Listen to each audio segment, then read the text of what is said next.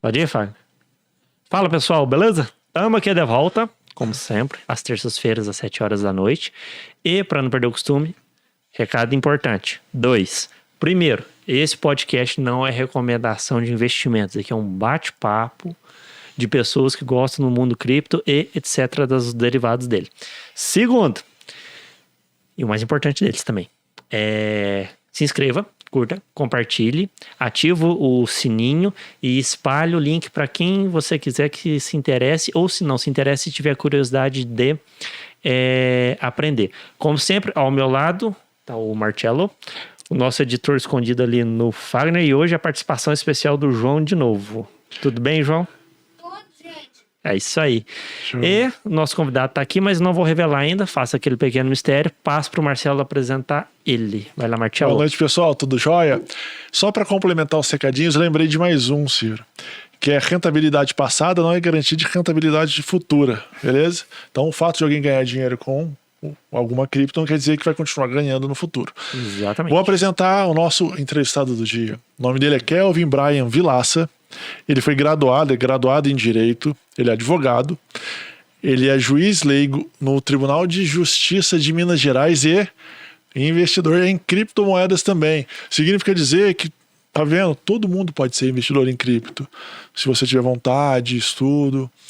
Kelvin, boa noite, muito obrigado pela visita. Boa noite, é um prazer estar aqui com vocês, nesse ambiente aqui tão aconchegante. Não, maravilha. Ciro, manda a primeira pergunta. Bom, como sempre, lá vai a nossa pergunta clássica. Kelvin, eu com o Marcelo aqui no podcast, a gente tem sempre uma pergunta inicial, praticamente todo episódio, que a gente sempre busca saber a história de quem a gente está conversando. Quando você ouviu falar a primeira vez de criptomoedas? Se foi do Bitcoin primeiro, se foi de outras, você pensou, não, isso aqui não vai dar certo, deixa isso pra lá, de repente, socorro, por que eu não dei atenção lá atrás? O que você conta pra gente disso? Bom, a história, né, basicamente, quando eu comecei a ter contato com esse universo de investimentos, ela é bem recente. Uhum. Né? Comecei a estudar por volta ali de 2021, nesse ambiente de pandemia, mas já tinha ouvido falar um pouco sobre criptoativos, mas para mim me parecia uma coisa, no início, bastante distante, inacessível, né? Sim. E à medida que eu fui tomando conhecimento desse universo aí de renda variável,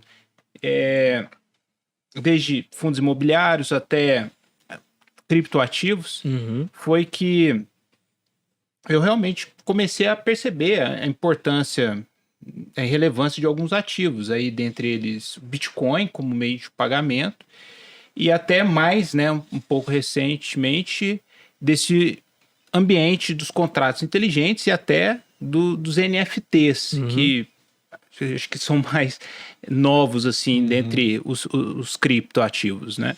Entendi. Você começou a investir antes em cripto? Você estava comentando que foi uma escada. Começou com a renda fixa, foi para fundo imobiliário, aí depois foi um pouquinho para ação, e depois foi para cripto, ou meio que inverteu essa história? Não, bem da verdade, eu comecei mesmo estudando sobre renda fixa. Inicialmente eu achava que eu tinha um perfil conservador, então comecei a investir desde aqueles CDBs, LCI, LCA. Só que depois de um tempo, eu fui percebendo que era muito mais interessante você ter ações, né, ser um pouco dono das instituições financeiras, do que entregar o seu dinheiro ao banco para que ele emprestasse a outras pessoas, né? E eu falo isso até porque estava num momento em que a taxa de juros da economia estava muito baixa. Daí eu comecei a ver a renda variável como muito mais atrativa. E aí, a partir do momento que eu comecei a experimentar um pouco a volatilidade dos fundos imobiliários e das ações, eu comecei a ver que aquilo era normal. E que um pouco a variação do patrimônio da carteira não era algo para se espantar, né? Isso não te assustou, então, essa variação que tem rotineiramente todo dia? Mas fala pra gente, você fica entrando todo dia no home broker lá para dar uma olhada na cotação ou não? Eu fiz isso muito. Hoje, bem menos, né? Então, às vezes tem algum ativo assim que assusta mais, então você acaba vendo um pouco a variação dentro da sua carteira. Mas é algo assim que já não me preocupa mais, não fico assim tão desesperado para ver de manhã ou no final do dia como que tá, né? Se eu tô perdendo ou não tô perdendo. Para mim, na verdade, acho que eu não tô perdendo enquanto eu não vender o ativo. Porque você comenta isso, pelo que você está falando, significa dizer então que você não trabalha muito com trade. Você trabalha mais com fundamentos dos papéis ou das criptos que você acaba comprando. Não é muito com trade, ou eu me equivoquei aqui? Não, na verdade eu nem sou muito bom com análise gráfica, né? Aquela história de observar as velas lá. Que negócio todo martelo invertido. Exatamente. Então, para mim, assim, é só um gráfico, né? Eu sei que deve ter alguma teoria por trás disso, tem trades, né, famosos aí, tem até investidores que falam sobre a importância de você analisar os gráficos. Porém, como eu não tenho tanto tempo, não é a minha ocupação, eu sempre optei por analisar os fundamentos, né, dos ativos, né? Então, comecei no fundos imobiliários, ações, e aí eu fui vendo também que dentre as criptomoedas, ou melhor, os criptoativos, tinha aqueles também de uma certa relevância, né? E foi aí que, por exemplo, eu me tornei um pouco fã do Bitcoin e do Ethereum em especial. Entendi. Aí hoje você já tem eles na sua carteira, os dois. Tem. Eu já tive mais, né? Nesse momento assim de bear market, de inverno, eu confesso que eu migrei esses ativos para outros meus de renda variável. Entendi. Na hora, só para fazer uma curiosidade, o Kelvin comentou sobre bear market, que na verdade é o urso, né? Por que bear market significa mercado de baixa? Sim. Porque a patada do urso, em tese, ela vai de cima para baixo. Então é chamado mercado de baixa, ou seja, o mercado está descendo. E bull market, que é o touro, em tese é o mercado que está subindo. Por quê? Porque o touro chifra de baixo para cima. Então, só para fazer essa pequena curiosidade. Aliás, essa curiosidade, se não me engano, tá no teu Instagram, né? Tá no meu Instagram também. Confira lá também, caso você queira relembrar. Tem uma história meio triste, essa eu não vou nem comentar, que era uma coisa que tinha na Califórnia entre umas guerrinhas que os seres humanos faziam com ursos e touros. Mas essa eu não vou comentar. Também surgiu daí essa história de bull e bear market. Mas voltando, e aí, Kelvin? Aí, por exemplo, pode falar. Não, pode falar. Eu ia... O meu dá pra guardar, pode ir? É que eu ia perguntar, voltar um pouquinho atrás, falar assim, então tá, você começou a mexer com a ação, com o FIIs, percebeu que a volatilidade é inerente ao negócio, mas se você tiver alicerçado em bons ativos, tá tudo tranquilo enquanto você não for vender o papel. Você começou a fazer isso com cripto. Como é que você começou a fazer isso com cripto? Tipo, você procurou aonde? Você foi em algum canal de YouTube? Você foi em algum site? Como é que você foi garimpando essas informações para entrar nesse mercado de criptoativo? Bom, quando você começa, né, a buscar essas informações sobre investimentos, aparecem educadores financeiros que falam sobre a importância de se diversificar. E aí falaram, não é bom você ter determinado percentual a mais em cripto ou a menos. E aí eu fui vendo, por que alguns têm uma exposição maior em criptoativos, outros até em ouro, enfim. E aí eu fui vendo o porquê alguns se expunham tão pouco, né, às criptomoedas. E aí eu percebi que é justamente devido a essa grande volatilidade, mas os ativos, e devido a essa volatilidade, é que eles têm maior possibilidade de retorno. E isso me chamou a atenção, porque se eu já estava me ambientando bem com os fundos imobiliários e as ações, e aquilo não me assustavam tanto assim mais, foi aí que eu comecei a realmente me interessar mais. Então fiz aportes maiores, né, Bitcoin, Ethereum, também experimentei algumas outras que até não tinha tanta assim capitalização de mercado. No início. Exatamente. E aí, claro, fazendo aos poucos, eu comecei a ver que aquilo era interessante e que tinha, devido aos seus fundamentos, um futuro, né? Eu tinha uma chance daquilo prosperar e via ser um ativo promissor. Entendi. Só para ficar claro para mim, você falou, você investe em criptoativos, mas você faz isso através de uma instituição ou você faz você mesmo comprando e tomando posse? Então, como eu não tenho tanto assim criptoativos no meu portfólio, eu utilizo uma corretora, né, a Binance, né? E ali eu deixo algumas criptomoedas, faço o staking de algumas, deixo naquela poupança flexível para render. Mas eu sei que essa não é a melhor forma de você custodiar os seus criptoativos, né? E é justamente por isso que eu utilizo mais essa corretora, devido à pouca exposição que eu tenho em cripto, embora acho que isso será muito relevante, e porque também tem ali a possibilidade de eu fazer uma certa rentabilidade passiva com elas dentro da corretora. Certo. Captei. Falando na Binance, até surgiu a polêmica, né? O CZ encontrou com o João Dória e tá todo mundo curioso para saber o que vai virar. Sim, verdade. É porque ele tá aqui por causa daquele evento do Ethereum, né? Que tá tendo no Rio de Janeiro. Bem no Rio de Janeiro também. Por isso que tá aqui no Brasil. Mais surpresas. Pode ser que, na verdade, ele tá querendo. Ele comprou uma corretora agora, né? Ele comprou corretora no Brasil. Comprou uma corretora no Brasil. Parece que tá querendo comprar banco e alguma coisa a mais, porque a Binance tá arrebentando de ganhar dinheiro, né? Então ela chega aqui no Brasil e fala: quanto custa esse banco? 5 bilhões, tá bom, tchau. É meu. Estima-se que o diretor da Binance é um dos homens mais ricos do mundo hoje, com uma das maiores reservas de Bitcoin. Sim, então eu tinha visto uma reportagem que sem os criptoativos ele tinha acho que em torno de 96 bilhões de reais, alguma coisa assim, sem contar o criptoativo. O proprietário. O proprietário. Sem contar criptoativo. Agora imagina contando. Vai saber o que ele tem de Bitcoin.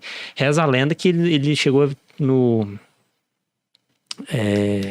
lá atrás, ele chegou a vender até a casa dele que ele morava para comprar tudo em Bitcoin.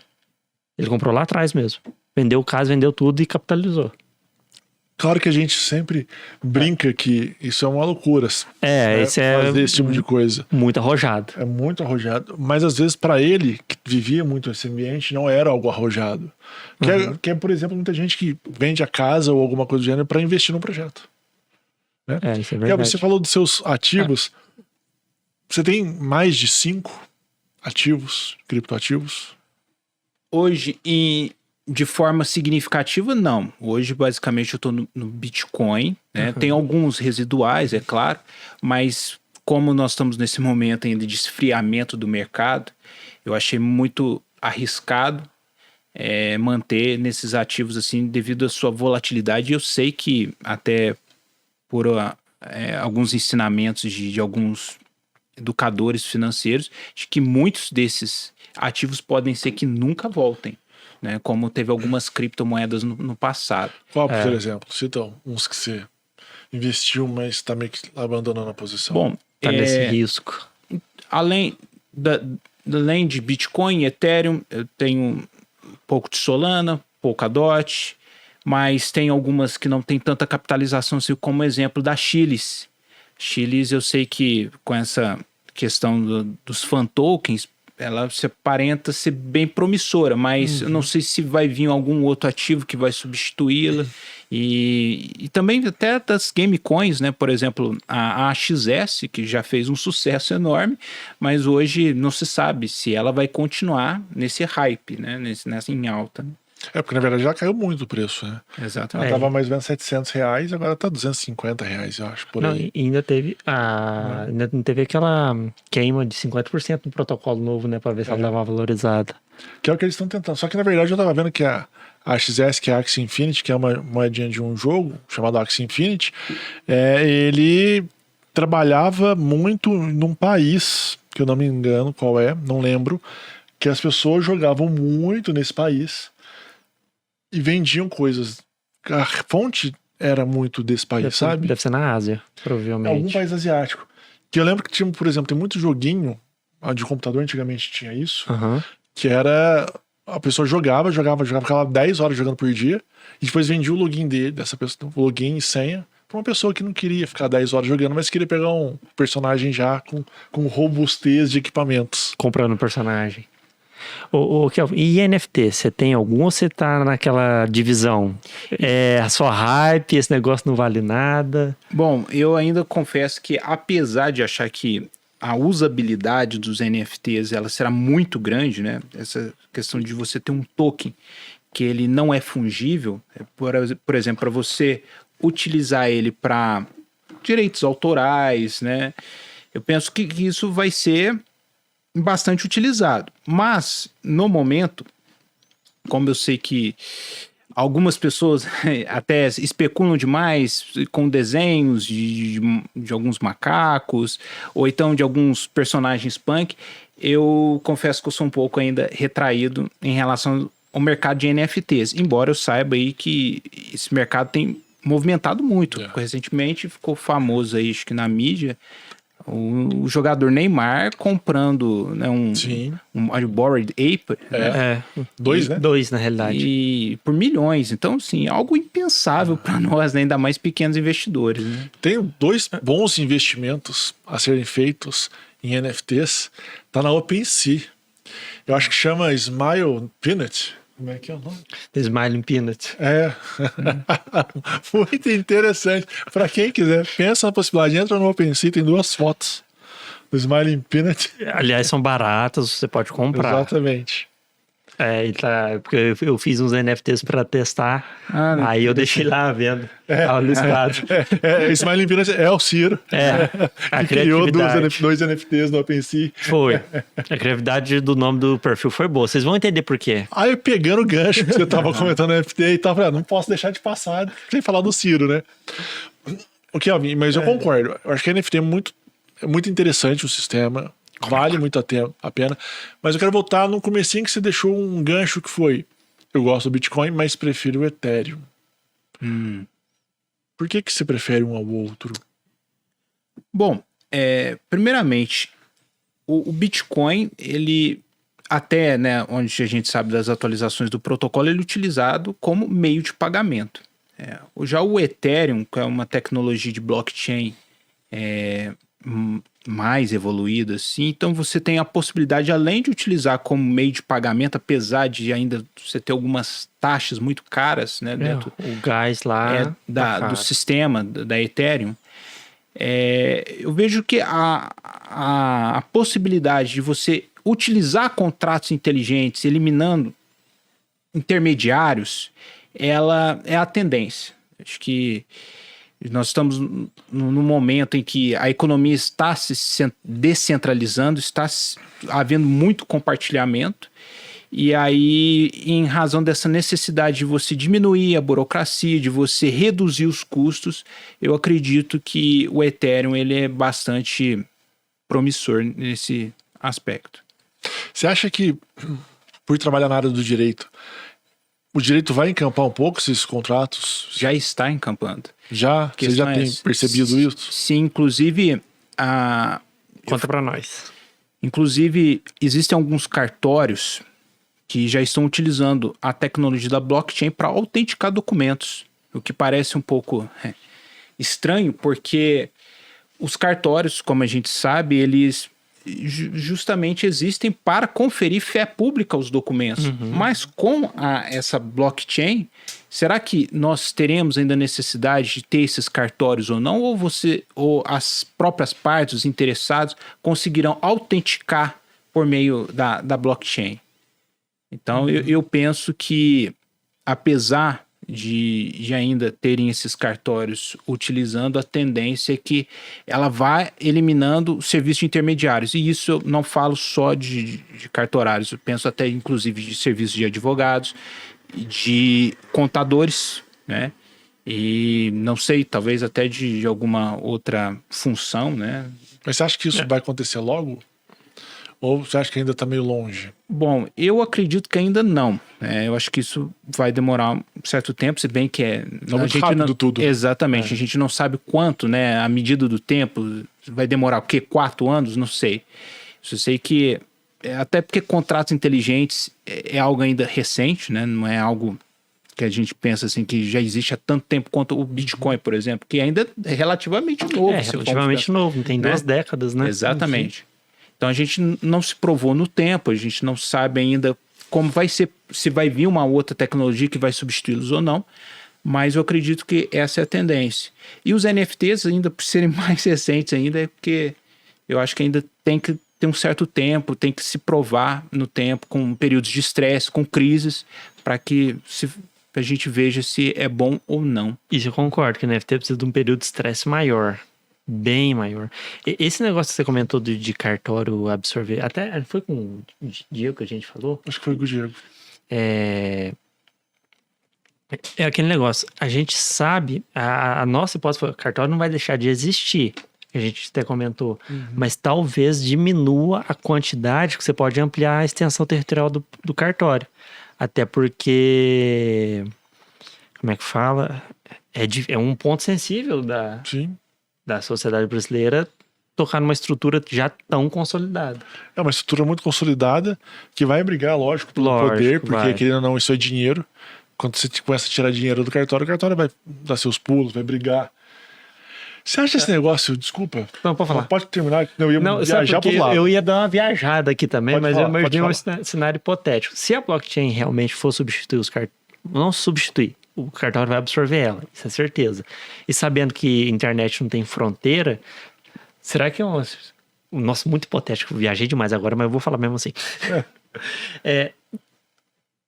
Será que não daria uma competição entre cartórios? Sim. O cartório disputando talvez quem vai fazer o serviço lá? Porque aí, teoricamente, você cria um ambiente de competição entre eles, a tendência do custo dos cartórios, que não é nada barato, é diminuir. Você quer que entre. Aquele que nada na frente bebe água limpa, né? Exatamente. Então, o cartório que começa a mexer com blockchain, o cara fala assim, não, na sua casa, você mesmo autentica o negócio, tá tudo certo, pra que eu vou no cartório aqui de posse? Eu vou nesse cartório aí, virtual, que nem sei de onde é, e que me dá a mesma autenticidade do documento que eu preciso. Sim. Eu vejo isso num médio prazo isso acontecer, essa disputa entre os cartórios. Porque o serviço é público, mas como a organização interna é privada, você tem que criar meios de dinheiro entrar. Kelvin, você estava perguntando... Pode ir. Viajando para outro lado. Você estava comentando, a gente sempre comenta sobre essa descentralização, essa finança descentralizada. Todo mundo tem muito entusiasta disso, acha que é um negócio muito importante, legal. Você acha por aí ou você acha que talvez haja necessidade de ter centralização? Porque muitas moedas ou criptoativos têm essa centralização ainda.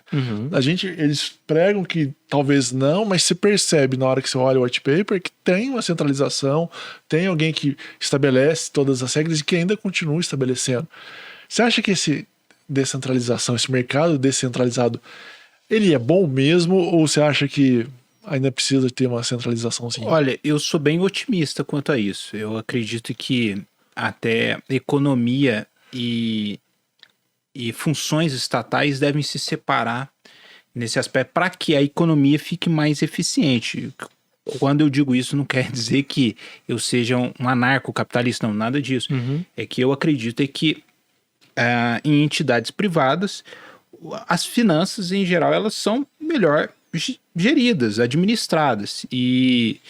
Então, como você falou, ainda que se pense que as criptomoedas, se elas são descentralizadas, não é bem assim, né? Eu acho que o Bitcoin poderia se falar por causa que o Satoshi Nakamoto não se sabe onde ele está, se ele existe. Mas se você pega, por exemplo, a Ethereum, né? Você tem um Vitalik Buterin ali, então é alguém que controla a empresa, você não sabe se amanhã ele pode desativar tudo aquilo ou não, né? Até porque aquilo é alimentado por um poder computacional. E aí, como é que fica? Então, um pouco de centralização tem ainda, mas eu acredito que é importante que as pessoas tenham a própria posse de seus ativos. Se a gente for ver bem, quando a gente deixa um dinheiro no banco, por exemplo, a gente que é do direito sabe que um bem móvel se transfere o quê? Com a posse, né? Com a tradição. Então, quando você deixa o seu dinheiro no banco, será que de fato você está na posse do seu dinheiro? Basta ver o que aconteceu na Ucrânia. As pessoas queriam retirar o dinheiro, né? Na Rússia, depois com sanções. Exatamente. Retirar o dinheiro no caixa, não conseguiam, porque simplesmente o governo travou. Então... medida lá Collor. Exatamente. Então eu acredito assim que até é uma forma de emancipação, de liberdade econômica, que as pessoas tenham a custódia de seus ativos. E vale lembrar também que hoje, com essas tantas fraudes e hackeamentos que a gente tem, será que a gente pode, de fato, confiar tanto assim em intermediários? Né?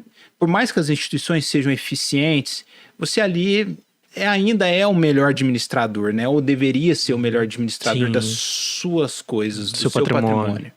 Kelvin, mas você estava comentando isso e eu concordo contigo. Mas você não acha que é muito complexo? Assim, vamos voltar para um brasileiro médio, né?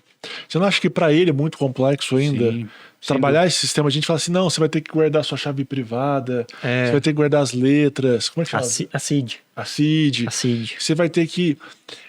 Porque, não sei você, mas quando as pessoas começam a falar de criptoativos ou disso ou daquilo, não parece um negócio muito surreal? Muito abstrato. Muito Sim. abstrato. Não sei se para você já começa a ter concretude. Há quem diga que não tem lastro, né? Não, e você fala assim, não, eu preciso guardar minha chave. Você fala, que raio é isso? Aonde eu entro com esse negócio? Eu digito o quê? Bitcoin, porque, por exemplo, você falou que tá na Binance. É uma corretora. Mas, por exemplo, eu vou colocar na própria blockchain da Binance, da Bitcoin. Como é que eu faço isso? Não fica muito longe Sim, ainda? sem dúvida. Sem Eu dúvida. falo para um investidor Não, sim, normal, não esse grande investidor, mas para nós, para quem está assistindo. Sim, não, e pensa bem, esse é um universo novo. Agora, a gente já tá com o tradicional há quanto tempo e tem pessoas que ainda têm dificuldade. Não consegue ir no banco, né? É? O próprio Precisa de Pix. uma ajuda. Há quem não consiga Pix. utilizar o Pix. É.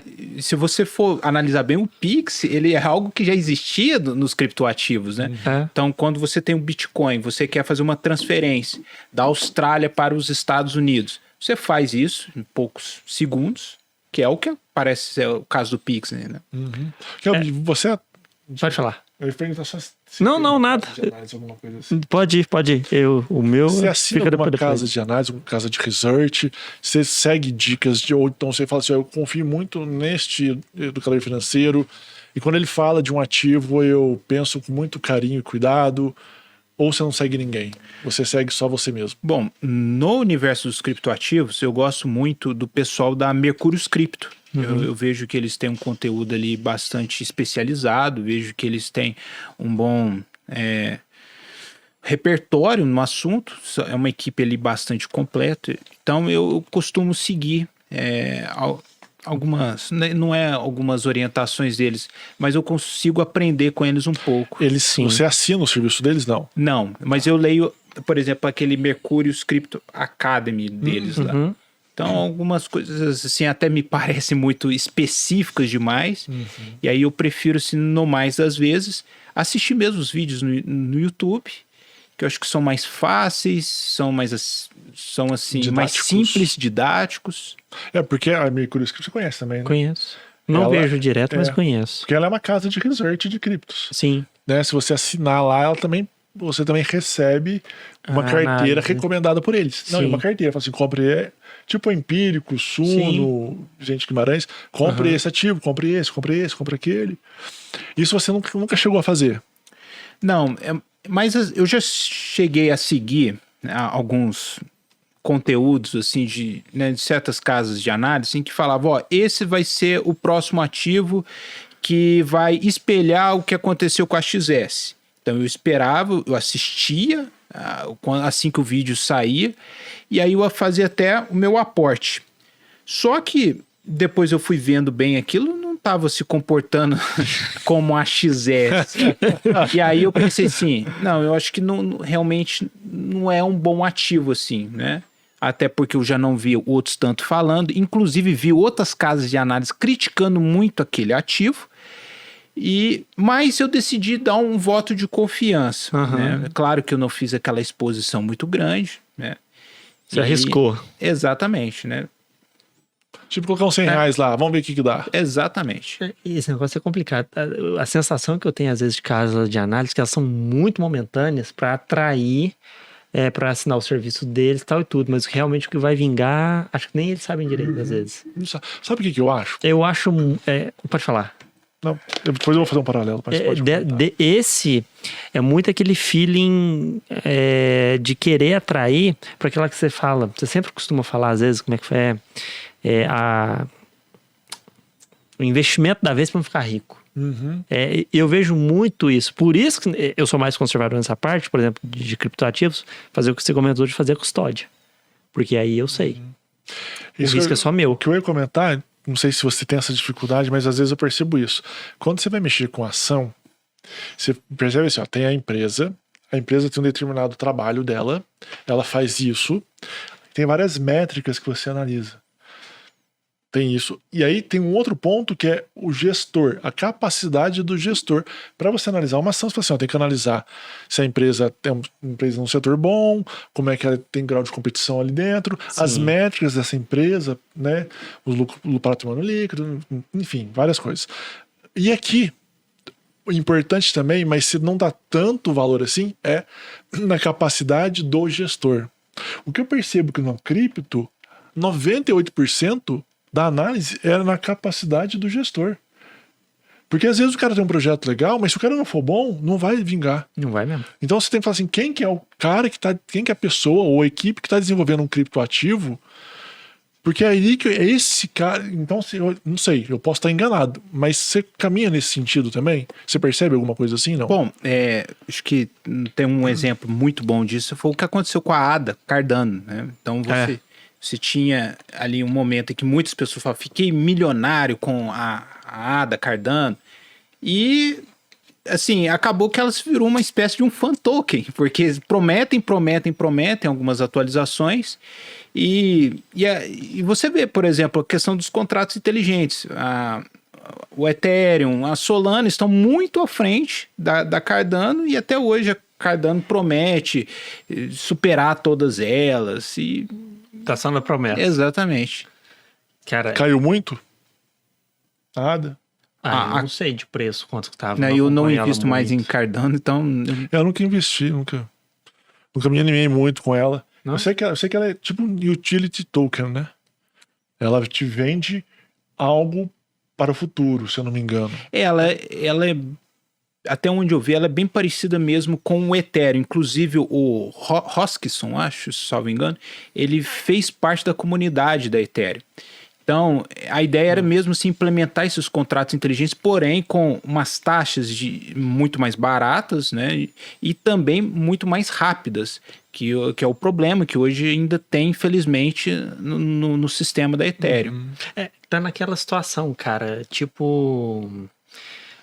Tá naquela situação que a transação tipo do Bitcoin ontem ficou tão cara que fizeram a segunda camada, a laje, que aí barateou mesmo. E agora elas estão naquela situação de que tá tentando baratear tanto a taxa, o Ethereum, por exemplo, a taxa do Ethereum é um absurdo faz 1000 anos. E aí elas são competidoras do Ethereum, igual aquela ideia de surgir as outras criptos para tentar substituir o Bitcoin quando a taxa estava nas alturas. Acabou que não conseguiram, o próprio Bitcoin se resolveu e resolveu a questão da taxa em segunda camada. Eu vejo até essa maturação de todas elas, Cardano, Solana, Polygon, Cota, a Polkadot também é blockchain, né? Todas estão tentando substituir o Ethereum e fazer a questão da taxa cair. Só que... Acho que a Polygon nem quer substituir Ethereum. Acho que ela quer fazer uma camada é a camada secundária, é verdade, É. é verdade. E eu vejo isso, cara, todas tentando bater nessa tecla, só que é o seguinte, nenhum tá caminhando. A atualização do Ethereum tem, acho que 2 anos pra sair. Não sai esse negócio. Dizem que tá pra sair agora. Agora ano passado. Aí agora vai sair agora, não, vai ficar pondo com o agora do ano que vem. Não, agora não foi. Tá tipo isso mesmo. O Kelvin, e assim, aí, eu lembro que eu brinco contigo às vezes de Shiba Inu. Fala, e aí, comprou sua Shiba Inu? Fala pra ele. Não é recomendação de compra, tá, gente? É só uma brincadeira que a gente faz entre Até nós. porque é criptomoeda, é criptomeme. Aí o Kevin, não compro Shiba Inu, não. Eu ia comprar Dogecoin. Kevin, não é meio como. Assim, ó. Você entrou nesse mundo. Um investidor pequeno que tá começando, que tá alocando parte do capital nisso. Não é meio complicado? Ou você acha que todo investidor consegue, se tiver um pouco de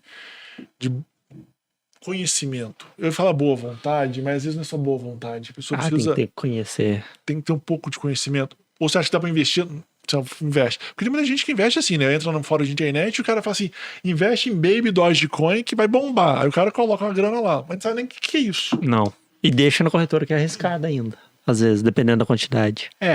Como eu disse antes, até pelo meu viés fundamentalista, não gosto muito das shitcoins. Na verdade, nunca experimentei. né? Investir ou alocar em uma ou outra. Até porque, além de não ter assim, bons fundamentos, eu sei também o quanto essas criptomoedas, apesar de suas chances, né, de escalabilidade, elas serem suscetíveis de manobras de mercado. Então, basta ver assim que você tem, por exemplo, o Elon Musk, ele acabou tweetando algo a respeito de uma determinada shitcoin e aquilo se valoriza. Muito. Então, ainda mais nesse momento, como eu disse, de esfriamento de mercado, talvez seja bom para os trades ou especuladores, mas eu não sei se seria tão bom assim para os fundamentalistas. Assim. Eu ia comentar, quando você comentou da ADA, eu tava vendo aqui no aplicativo, aqui ó, normalmente em 90 dias o Bitcoin ele dá um salto positivo, mesmo caindo, somando as métricas lá. A ADA, em um ano, ela perdeu 45%. Porque não tá entregando, né, o que Não. você propôs. Não. Então, o que você falou, tava naquele topo, não, vai, caiu. Eu não lembro uma de um game, eu não lembro qual que era, mas o desenvolvedor ficou meio puto, meio bravo, que saiu, o negócio quase zerou. Porque... Star Atlas ou não? Não lembro. Eu lembro que foi esses dias pra trás. Não, eu lembro... aquela Terra Luna? Não lembro. E eu lembro que teve um cara também que tava desenvolvendo... Terra Luna tá bastante alta. Então deve ser essa, não é outra. Então eu tô confundindo. Eu sei que teve um outro cara também que desenvolvia... Eu até preciso pegar os nomes. Que ele tava fazendo parte do projeto de uma criptoativa e ele resolveu sair. Ele era, acho que, da Ethereum. Ele fazia parte do desenvolvimento, entrou em outro, saiu, o negócio desabou. Porque ainda tá muito nessa hype de quem é que tá fazendo. Mas não necessariamente quem é que tá fazendo vai fazer um negócio bom. Não. A gente pega muita empresa sólida no mercado que dá uma varada na água às vezes e perde o fundamento, né? Perde o fundamento e começa a dar só prejuízo. Kelvin, mineração, torneiras, que as faucets, coisas do gênero. Você já mexeu, você já viu essas coisas? Como é que você descobriu? Se descobriu? Olha... Quanto à mineração de Bitcoin, nunca fiz, até acho que isso é inviável para nós, né? De fazer isso de forma doméstica, né? 12 horas depois você ganha um Satoshi. Eu até... E ganha mais R$100 na conta de luz. Até vi um documentário em que brasileiros decidiram ir para o Paraguai e montaram lá uma fábrica, né? Colocaram lá vários hardwares, né? Gastaram lá cerca de R$100 mil para montar aqueles equipamentos e conseguem gerar cerca de 2 bitcoins por mês, me parece. Então, eles colocam um sistema para refrigerar e porque a parece energia que é barata também. Exatamente. Parece que a energia elétrica lá no Paraguai é barata, é uma das mais baratas do mundo. Acho que só perde, por exemplo, para a Islândia. Que a Islândia, lá, acho que preponderantemente eles utilizam a energia vulcânica, né? Pelo calor dos vulcões eles conseguem gerar e parece que sai tão barato quanto água pra gente, né? 2 bitcoins por mês é bastante mesmo, você disse. Mas, onde que nós paramos mesmo? Você comentou na mineração, sim. Paraguai barato, energia. Então, essa de Bitcoin nunca fiz, né? Eu sei que tem uma forma de mineração que é o stake, né? Que é você travar o seu ativo ali no protocolo para gerar aquela rentabilidade passiva. Então você consegue fazer isso com o Ethereum, pelo menos eu vi o Ethereum 2.0, Solana, ADA Cardano, você consegue fazer. Você faz isso um pouco na própria Binance, né? Exatamente.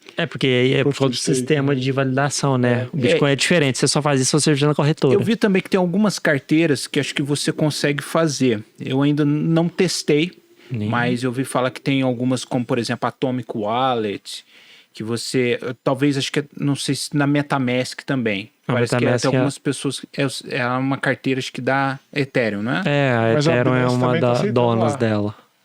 A Binance Smart Chain tá sendo aceita na MetaMask também. Ah, tá? Tá. Então, eu vi isso hoje. Esse eu não vi.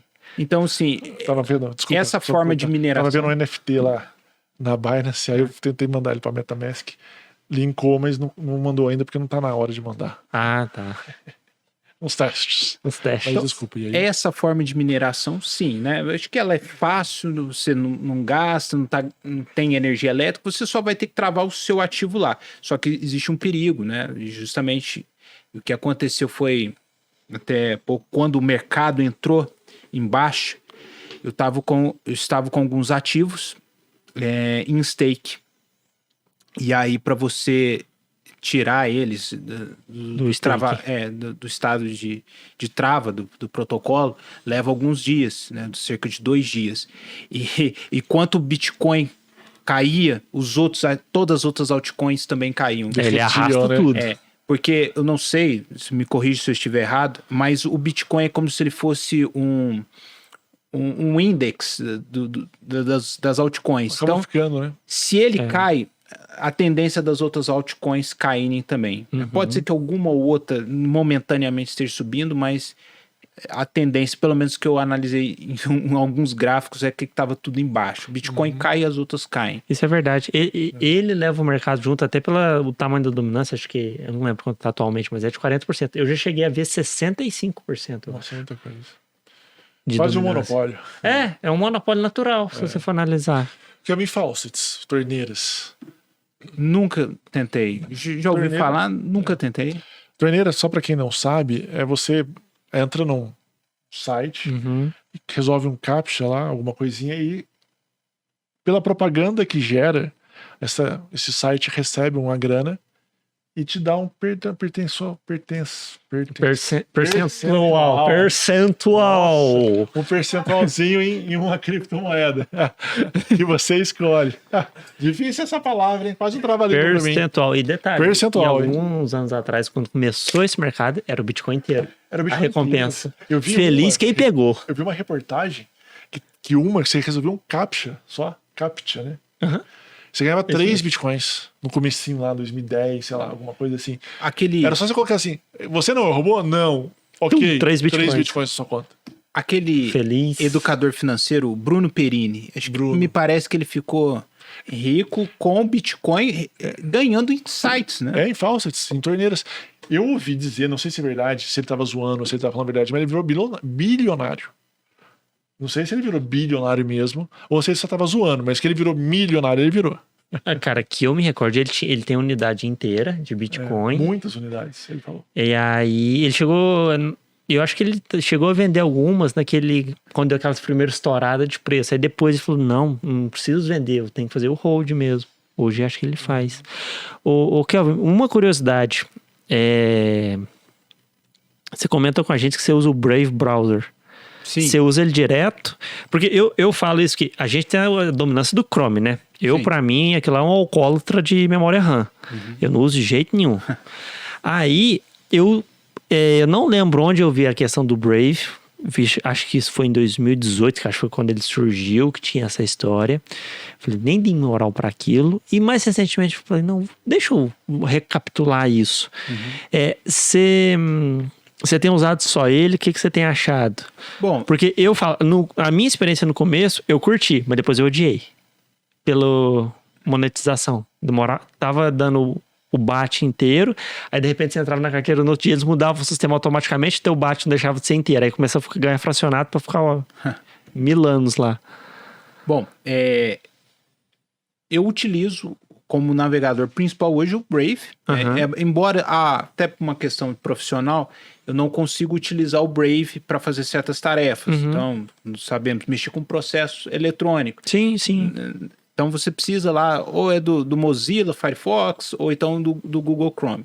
Então, só excetuando esse caso, eu utilizo, em geral, o Brave Browser. Não só porque ele remunera naquela criptomoeda Basic Attention Token, isso, o BAT, mas também porque ele bloqueia anúncios indesejados.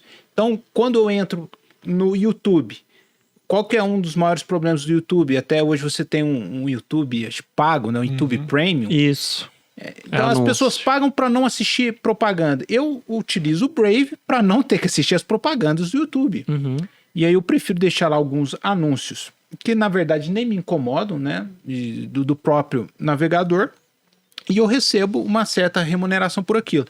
E ressalto que eu todo mês, assim que eu recebo lá a remuneração, eu converto imediatamente para Bitcoin, uma DEX chamada Uphold.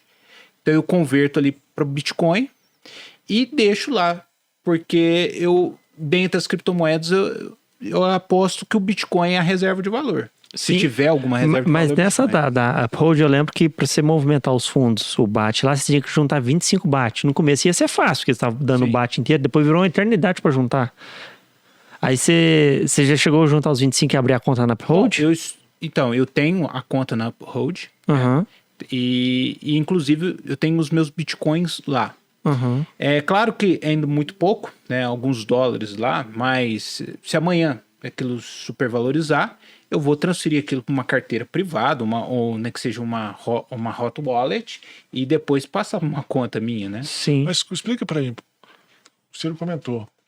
Tenta trazer concretude, por exemplo, nisso que você comentou. Por exemplo, você está navegando uma semana inteira, o mês inteiro. Aí você ganha quantos BATs? Você sabe, mais ou menos? Sim, eu fiz uma conta. Se eu navegando bastante, como eu trabalho todos os dias, né, pelo computador, dá para conseguir uns $2. É claro que isso pode variar. Por mês. Exatamente. É claro que isso pode variar do preço do dólar, pode variar isso em razão da alta do Bitcoin, que arrasta as outras altcoins, mas eu vi que dá para ter por mês, pelo menos, conseguir de $1 a $2. Uhum. Porque, por exemplo, aqui, ó, no meu Brave Browser do celular tem 6 BAT. Aqui. Só que até juntar os 25 para abrir a conta na Uphold, que é o que eles deixavam movimentar, falei, nossa, Bom, vai eternidade. não sei, eu não tinha todos esses BATs, eu consegui abrir a Você conta conseguiu? na Uphold. Eu não sei se eles mudaram isso, né, há pouco, mas Só se mudou e eu não vi. eu tenho. Vou procurar. Vamos voltar pro comecinho desse browser. Você entra no Google e digita o quê? Ou não é no Google? Não, Onde que você- não, você pode procurar no Google que te dá o resultado. Vamos imaginar que você está no Ele computador. tem uma página em branco. Ele tem uma página em branco. Vamos imaginar que você está no computador. Você quer baixar esse navegador. O que você faz? Bom, se você quiser baixar ele, primeiro quando eu vi numa notícia no Olhar Digital. Né? Então eu olhei ali, primeiro fui ver se era confiável ou não. O Olhar Digital disse que era confiável, até muito bom, rápido, economiza tempo, você bloqueando alguns ads, né? Alguns pop-ups. E aí aquilo me direcionou automaticamente para uma página que é oficial lá do Brave Browser. Uhum. Que agora eu não sei, né, de cabeça qual é o endereço. Ah, mas se você digitar no Google Brave Browser, também vai aparecer, né? Sai. E aí você Sai consegue sim. baixar e você consegue utilizar. Parece um pouco difícil no início, mas todos os meus amigos para os quais eu recomendei estão utilizando e estão recebendo seus BATs. Sim. Pelo que eu tava vendo, até a questão do BAT, ele funciona invertido um pouco. A propaganda que vai para todos os, né, o UOL, vai para o YouTube, e em tese, grande parte vai para quem produz o conteúdo. Sim, o BAT você pode doar o produto diretamente pro criador. E o BAT, na verdade, é para quem vê o conteúdo, não é para quem está produzindo. Sim. Então, por exemplo, foi o que você comentou. Então, você permite com que saia alguns anúncios e por isso você é remunerado, porque você está vendo aquele anúncio. Num navegador normal, na verdade, o que acontece é que quem é remunerado por isso não é você que está assistindo. Sim. É a pessoa que é detentor da criação daquele produto. Então, se você estiver num site, num blog, é quem fez o blog. Num BAT, não quer dizer que essa pessoa também não receba, mas você que assiste recebe um percentual também. É isso, né? Tô viajando muito, não? Não, É por aí. Parece que é isso mesmo. Só em um adendo em relação ao Brave, se você for baixar e instalar, olha as configurações, pessoal, que ele tem a opção de doação automática de BAT. Desativa, Verdade. porque senão você não acumula. É verdade. É. Mas é interessante justamente por isso. Vou passar a usar de novo, então. O que me atraiu. Você baixou o aplicativo? Eu tenho no Play celular e no Play Store. Eu tenho no celular e no computador. O que me atraiu com esse navegador era bloquear anúncios, mas eu vi que de bônus eu consegui receber algumas criptomoedas, então foi por que não utilizar? E ficou. Eu gostei, achei ele leve, rápido, eficiente. Não, melhor que o Chrome. Sem dúvida. Até hoje não teve nenhuma página assim que bloqueou conteúdo assim, importante que eu queria ler. Então... Eu acho, cara, agora puxando aqui na memória, o que me deixou irritado nele, lógico, além da recompensa de BAT diminuir, foi que ele mudou um negócio de anúncio, aí ficava parecendo tipo um pop-up do lado ali, eu ficava vendo aquilo lá, toda hora É eu um tinha que fechar. gadget, não é? Aí eu não lembro o que era, ficava naquele canto, tipo assim, navegava meia hora, aparecia aquele negócio. E eu ficava irritado com aquilo. Falei, não vou usar mais essa porcaria nenhuma. Ó. Aí, parei de usar. Aí baixei o Opera, que eu gosto pra caramba. Tem umas outras opções que os outros não têm. Não remunera, mas ele tem uma carteira embutida tal e tudo. E aí, 90% dos meus problemas com o anúncio resolveu. Eu tava falando com o Marcelo hoje. Dá pra sair um outro navegador feito sobre a segunda camada do Bitcoin. Dá pra lançar agora em abril. E eu tô curioso pra ver como é que vai ser isso. Eu não lembro o nome, deixa eu ver se eu acho aqui. Ah, você mandou no grupo, né? Eu mandei no grupo. Eu não cheguei a abrir, não, é verdade. Kelvin, você acha que tá valendo a pena mexer nesse...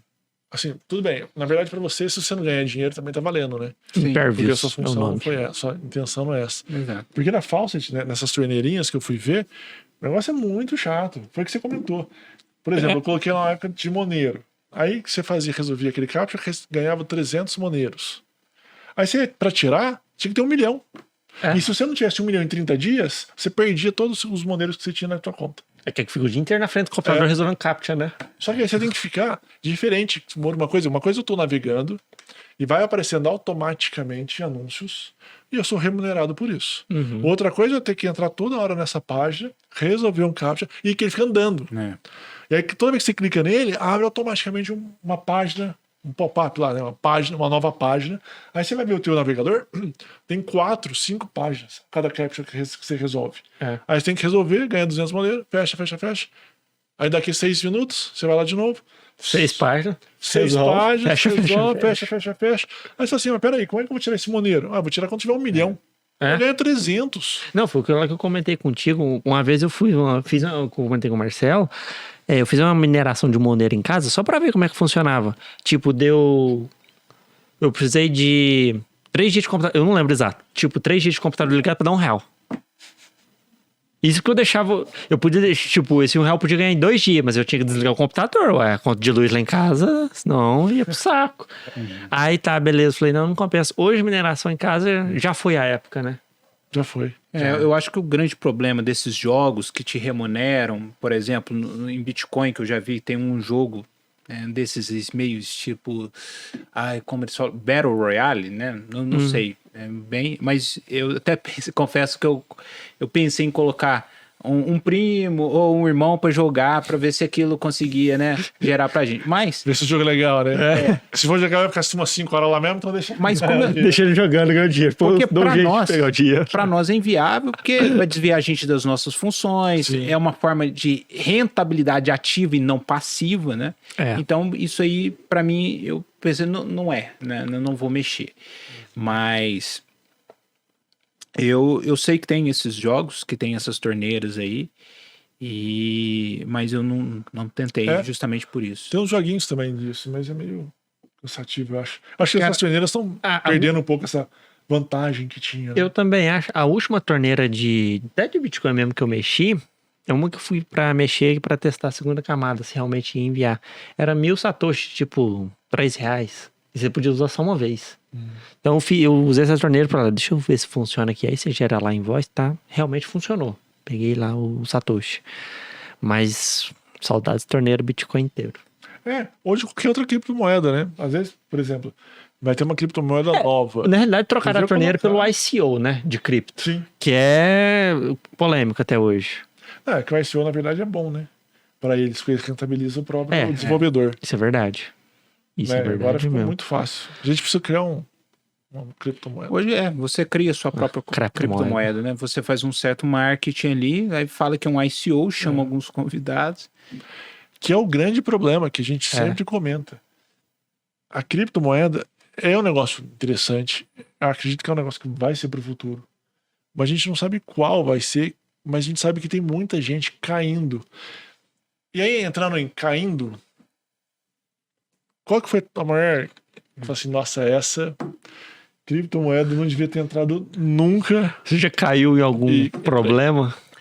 Qual foi a maior furada? Essa teve uma grande furada. Falei, nossa, essa foi uma furada. Segui essa recomendação que não devia ter seguido nunca e comprei ou vi no YouTube. Achei que tava acertando, mas tava só errando.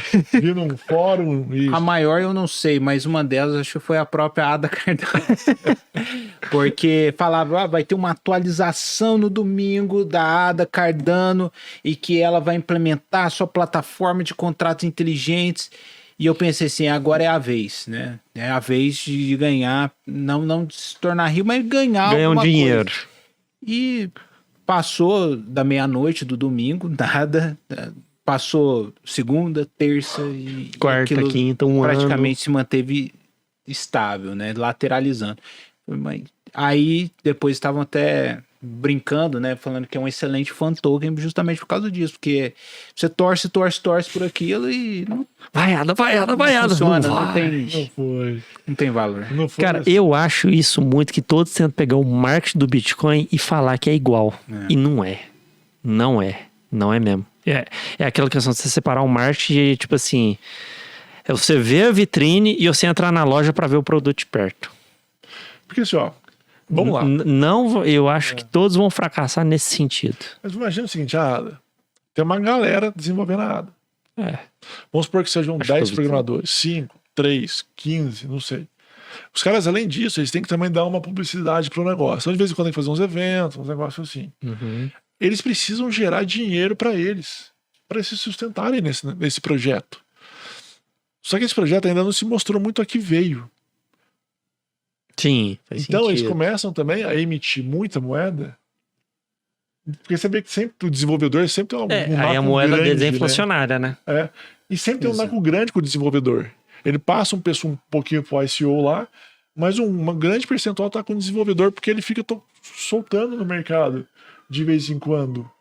E eu acho que esse é o grande, assim, ó, é um grande problema que eu ainda vejo nos criptos. Tem que tomar cuidado, é essa questão. Eu concordo contigo. Não é? Porque imagina a gente está desenvolvendo um projeto, vamos desenvolver uma farmácia. A gente ainda não mostra o nosso resultado direito, mas a gente começa a vender Que o resultado vai vir. que o resultado vai vir. Isso é complicado. Só que a gente tá todo mundo, será que vem mesmo? Será que não vem? Porque a gente tá prometendo uma farmácia maravilhosa. Você vê isso também como um problema? Bom, eu não sei se é bem um problema. Eu acho que tem uma oportunidade. Tem bons projetos e maus projetos, né? Então, por exemplo, eu vou dar um exemplo da CRO. A CRO com aquela ideia de você ter um cartão de crédito, conseguir um patrocinador como... CRO? Qual que é esse? É aquela Crypto.com. Ah, tá. Ela conseguia... Seu cartão. Ela conseguia, Cartão por exemplo, muito um louco. patrocínio com uma bandeira de cartão. Acho que foi, não sei se foi a Visa ou a Mastercard. E você vê, hoje ela tem uma das maiores capitalizações de mercado. Hoje você consegue, por exemplo, há quem diga, e você consegue até um cashback de 8% com O cartão deles. Exato, na CRO. E então eu penso assim, essa ideia de finanças descentralizadas, elas vão aos poucos se aproximando do mercado tradicional. Hoje você vê, por exemplo, disponibilizar no balcão lá, por exemplo, da B3, você consegue comprar um ETF de Bitcoin, De um de DeFi. Ethereum, você consegue comprar um, né, que tem um Bitcoin e outras altcoins, mix ali, como é o né? Hash 11. E eu vejo que aos poucos isso aí vai combinando, vai se integrando com o mercado tradicional. Sim. Devagarinho vai caminhando muito mais, né? E aí que eu acho que tem os bons projetos. É quando eles conseguem bons parceiros e trazem a usabilidade que se espera do ativo. Né? Mas é um pouco difícil, né? A gente garimpar É difícil. esses bons Não, projetos. ainda mais DeFi, que é, de certa forma, infraestrutura pra rodar aquilo, porque vive tendo ataque hacker DeFi e o pessoal levando dinheiro. Até que você solidifique essa parte, pra você atrair o investidor e falar, não, o risco existe, porque todo digital tem um risco, mas agora tá menor. É difícil, Sim. é muito difícil garimpar isso. O Kelvin, se você tivesse e pudesse, na verdade pode, que a gente tá oportunizando. Dá algum conselho para quem quer começar, alguma coisa, para não começar no mesmo degrau que você. Sabe, fala assim, ó, começa 2 degraus acima, então a dica ou alguma coisa que eu poderia dizer para vocês. Você pode pular isso que não vai dar problema. caminha aqui, faz isso, faz aquilo, qual seria? É difícil, né? Joga essa bronca assim. Joga, né? Agora, aí a gente... Se pudesse queimar alguma etapa, vocês falam assim? Um atalho? Alguma coisa, por exemplo, eu vou chutar só uma pra concretude. Por assim, Bitcoin você tem que ter. Não é recomendação de compra, mas eu acho que Bitcoin é uma coisa muito interessante. Ou, por exemplo, não vai em corretoras pequenas, vai na Binance que lá tem staking. Pode ir em outras, mas se fala assim, eu faria isso. Com toda a informação que eu tenho hoje, eu já começaria fazendo isso. Bom, apesar de eu achar que... Não, sim, mas eu ia brincar agora, a gente jogando essas perguntas pro convidado, né? Daqui a pouco não tem mais convidado, que eles falam, a pergunta é difícil, joga pra gente, eles tinham que responder, né? Quem quer papo, não, vou lá não, eles fazem umas perguntas lá que não tem jeito. Mas pode falar, eu tava brincando, zoar o Marcel. Apesar de eu achar que o Bitcoin ele não tem tanta exponencialidade assim mais, né? Porque ele já é o maior em market cap, eu ainda sou otimista com o Bitcoin. Acho que esse fundamento dele de ser deflacionário, de ter, como você, até hoje eu vi um story seu falando dos halvings do Bitcoin, né? Foi. Então, cada dia mais vai ficar difícil minerar Bitcoin. Eu acredito que, como meio de pagamento, é a tendência a uma moeda mundial mesmo, né? Você já começa por alguns países, por exemplo, El Salvador adotou como uma moeda, já tem uma cidade na Suíça utilizando, até no Brasil aqui há determinados políticos que falam de implementar na capital daquele estado, enfim, como um instrumento de liberdade econômica, eu vejo o Bitcoin com bastante otimismo, né? Até porque num cenário de crise, pense bem num cenário de guerra, como aconteceu na Ucrânia. Sim. Então as criptomoedas foram uma alternativa à transferência de dinheiro, né? De numerário. Você não conseguia fazer... Não tinha sistema bancário funcionando. Você não conseguia fazer uma transferência bancária, mas você conseguia, por exemplo, transmitir para outra pessoa, nem que fosse uma shitcoin, você conseguia. E aquilo era a fonte de manutenção da pessoa naquele contexto, né? Sim. Era o que tinha, o que dava Então, e que eu acho sobreviver assim, se eu nesse tivesse que dar um extremo. conselho e começasse nesse ambiente de criptoativos, eu começaria primeiro pelo Bitcoin, né? Até para se acostumar com a volatilidade, a tendência é que as altcoins acompanhem o movimento do BTC. Coração, né? Tem fundamentos, não é à toa que as altcoins, quando moedas alternativas, né, o Bitcoin, elas derivaram, né, dessa inspiração que teve o Bitcoin, e acho que é isso. Não sei se ainda é uma reserva de valor, não acho que é arriscado dizer isso, né, como por exemplo um ouro. No momento de crise, o ouro valoriza, né? No momento de prosperidade, o ouro ele se lateraliza. O Bitcoin a gente viu que, pelo menos no curto prazo aí, teve quedas acentuadas. Ele pode até ter retomado isso, mas não sei bem se pode-se falar que é uma reserva de valor. Sim. E aí, se bobear, coloca em alguma corretora, dependendo do valor que for colocar, em stake. Stake, na verdade, não é em poupança, né? Porque, tipo, na Binance está dando 5% ao ano. Isso é verdade. Não, e depois entra aquela polêmica, né? Como estão querendo regular corretoras, eu acho que foi nos Estados Unidos que emitiu a ordem para fazer os estudos tal, e tudo, e a Coinbase, que era a maior corretora americana, começou a fazer algumas perguntas daquele KYC, o Know Your Client, que para coisa. Aí teve acho que uma baleia de Bitcoin, que tinha alguns Bitcoins na Binance, vários, inclusive. Ele recebeu isso, ele deu um tweet lá, o próprio fundador da Coinbase falou assim, desculpa por isso, mas eu preciso. Aí antes dele responder, sabe o que ele fez? Descapitalizou a Binance. Ele tirou... a Coinbase. Ele tirou a baleia e saiu da corretora. E aí nisso parece que 30 mil Bitcoins saíram da Coinbase nesse período, depois que começou a espalhar esse e-mail.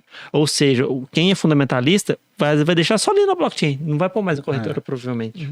Na verdade, principalmente essas pessoas, Pra gente que conta um pouco, né? Nós que somos pequenos investidores, às vezes, você colocar e ter 5% de rentabilidade de Bitcoin, de satoshis, pra gente vale a pena, porque a Binance, em tese, se o nosso dinheiro for atacado lá dentro e perdermos os Bitcoins, em tese ela repõe. E até porque é caro você ter uma carteira física, né? Você, por exemplo, se você for ver uma Nano Ledger, uma Trezor, acho que você não encontra por menos de R$600, né? Não, não mesmo. Exatamente, para ter... Porque, na verdade, o que acontece, né? Que a gente fala sempre dessa carteira. Essa carteira, ela carrega só o seu código-chave, sua chave. O seu Bitcoin continua na blockchain lá dentro. Sim. Né? Só que só você tá carregando uma forma de guardar a chave privada. Né? E a gente imagina, né? Todo mundo imagina que você tira o Bitcoin da blockchain e guarda ele na carteira. Não, na verdade você não guarda ele. Ele sempre fica na blockchain, ele nunca sai da blockchain. O que acontece é que você guarda a sua chave privada num lugar seguro. Sim. Exatamente. Não, mas show. Assim, ó, tem alguma pergunta? Eu tô tranquilo. Fagner? Porque metade das coisas eu não entendi. Como assim, companheiro? Faz parte. Eu acho que só finalizar, então, a questão da sugestão, talvez algumas pessoas elas tenham receio de migrar de uma vez para essas finanças descentralizadas. E a Binance ela tem alguns problemas regulatórios, não é tão transparente. E então, hoje, por exemplo, você já tem corretoras brasileiras, né, inclusive aí bem fiscalizadas e que operam bem. Você tem, por exemplo, a Biscoint, você tem o mercado Bitcoin. Então, a Alter, né? Então, para quem quer experimentar, acho que talvez seja um bom começo. Né? Sim. É uma forma de Traz uma segurança, né? E pensar também que a volatilidade, acho que é a lei da vida, né?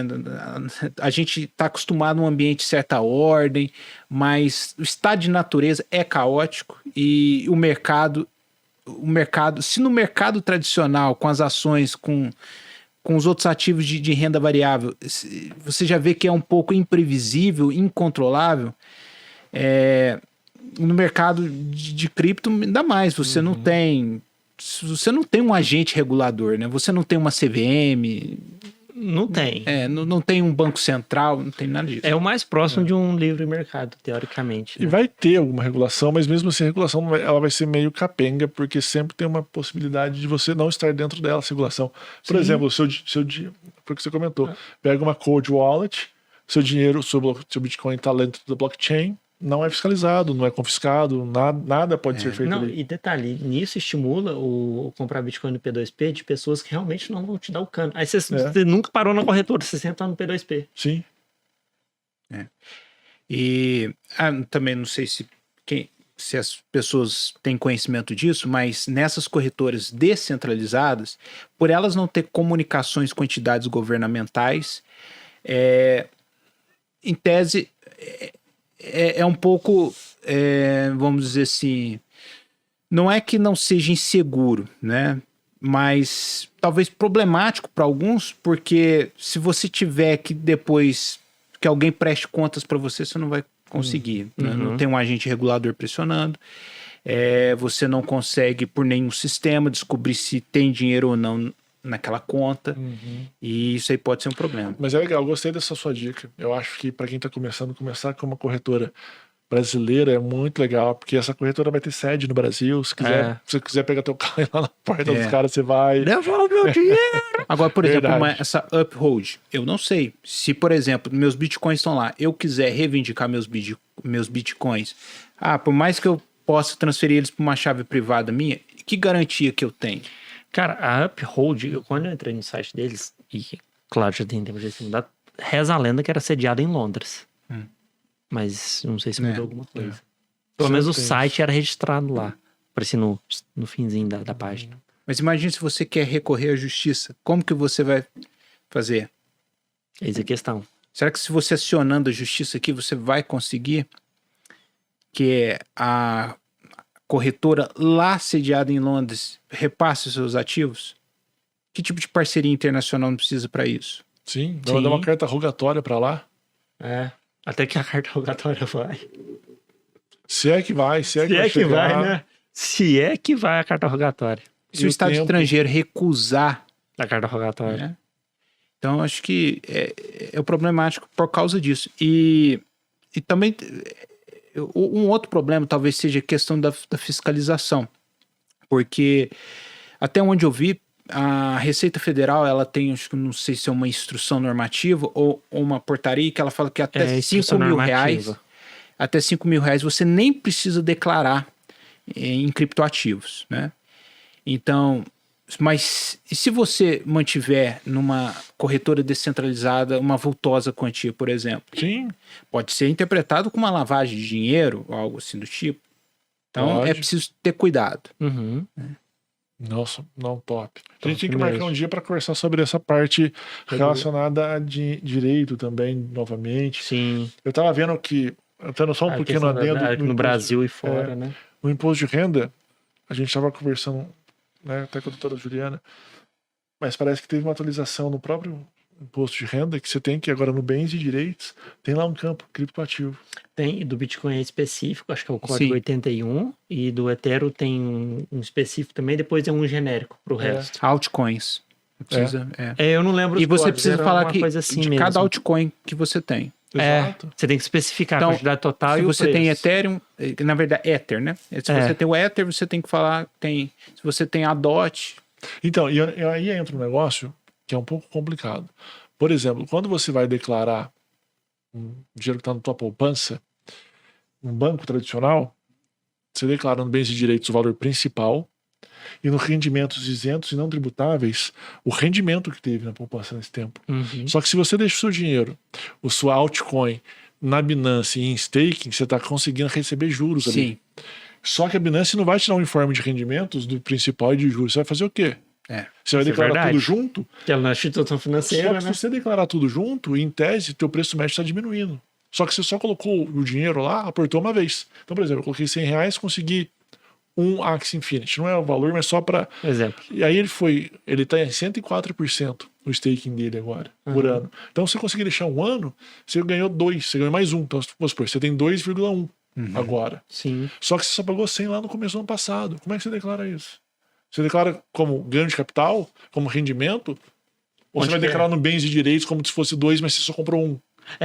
Você não tem a natureza jurídica da coisa Ainda formada. tá muito bagunçado o negócio. Tá mesmo. A Receita tá. Eu acho que ela vai ter que ser assim, ó, ela vai falar assim, ó, gente, eu declaro o jeito que vocês quiserem. Ela quer saber se tem, né? E a gente vai ajustando isso com o tempo, porque agora realmente o negócio tá muito bagunçado. Não, imagina quando sai o projeto de lei. Aí É. vai influenciar na instrução normativa. Eu não sei se vocês conhecem, mas pelo menos eu tenho utilizado um site que chama Velotax.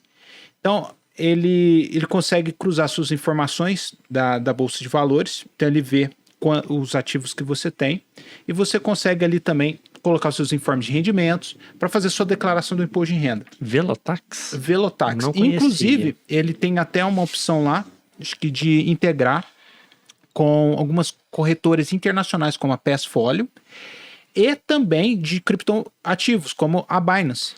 Então, eu ainda não testei, mas eu sei que tem essa opção lá. Eu ainda estou completando, né, a declaração. Mas eu sei que tem essa possibilidade. Inclusive, lá você consegue, acho que de forma até gratuita, onde eu vi, calcular até o preço médio dos ativos de renda variável que você tem. Então, de ações, você consegue, dos seus fundos imobiliários, né? Então, eu acho que isso, assim, facilita. São né? ferramentas para auxiliar. Ferramentoso ainda também, né? Isso é verdade. Auxilia pra caramba. Não, maravilha. Fechou? Fechou. Kelvin? Kelvin. Pode ir. Não. Eu te falei várias vezes. Par. Pedra, papel, tesoura. Perdi. Pode ir. Aí, Kelvin. Esquece. Isso que é o negócio. Obrigado Esse é fundamento. imensamente pelo comparecimento. Foi muito top a conversa. A gente conseguiu esmiuçar e aprender muito contigo. E para as pessoas também, elas terem essa noção de que não é tão longe assim investir em criptoativo. Claro que você tem que ter um conhecimento. O básico tem que saber. Basta você ter um pouco de boa vontade, de estudo, você consegue caminhar nesse novo mundo, né? Então, muito obrigado. E deixa algum seu contato seu, Instagram, para que as pessoas que quiserem. Instagram, telefone, te se você seguir. quiser passar. Bom, quem precisar, né, tirar alguma dúvida, até jurídica, né, eu sou advogado, então tem o meu número, né? Então é 35998868127. Também pode me encontrar na rede social que eu utilizo hoje, mais o Instagram. Né? Pelo meu nome você também consegue Qual que é o me nome? encontrar lá. Deixa Kelvin Brian Vilas. Beleza. Então você consegue me contactar por lá. Fechou. Fagner, certeza que não quer perguntar nada. Certinho. Então, Marcelo, Certeza? certeza. certo. Algo mais? Eu também. Podemos encerrar então? Pode encerrar. Nice. Pessoal, obrigado. Obrigado, Kelvin, mais uma vez. João, quer dizer alguma coisa? Sempre deixe seu like, Deixe seu like, ative o sininho, compartilha, Inscreva-se. inscreve no canal. inscreve no canal. Show. E é isso aí. Pessoal, até a próxima e that's all, folks. Falou. Muito obrigado. Tchau. Um abraço. Acabou? Show, Kelvin.